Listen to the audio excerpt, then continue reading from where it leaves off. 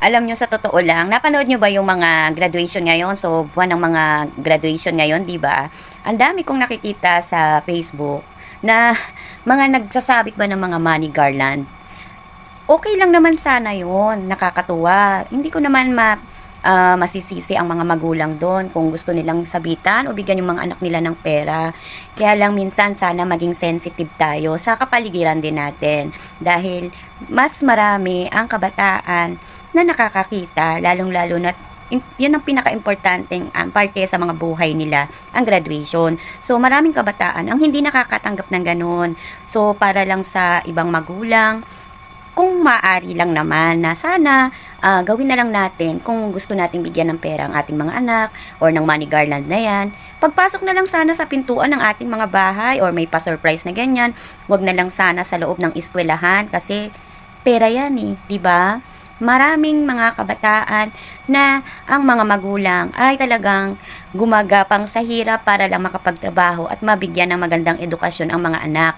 Hindi man ganon kaangat ang mga buhay nila, ginagawa nila ng paraan. So, sana naman pakiusap lang sa ibang magulang na mahilig talagang magbigay ng surprise o regalo sa kanilang mga anak, lalong-lalo na kaya naman nila.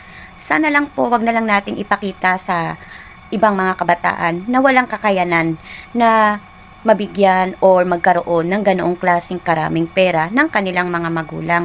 Aminin man natin sa hindi, nakakaramdam ng inggit ang mga bata. Huwag naman natin sanang ipakita sa mga bata o iparamdam sa kanila ang mga bagay na hindi nila pakaya sa ngayon. So, sana naman maging sensitive tayo. Alam nyo, sa totoo lang, dito sa Japan, kahit accessories bawal sa mga estudyante, yung papasok ka sa eskwelahan na may mga nakahikaw, na may mga kung ano-anong mga accessories na talagang naipapakita na may kakayanan sila sa buhay. Alam nyo ba, mga public school dito, hindi naggaganyan. Bawal na magdala ng cellphone, bawal magrelo, bawal magkwintas, maghikaw, kahit sa loob ng trabaho. Alam nyo ba bakit bawal dito sa Japan sa mga public school ang mga ganyan?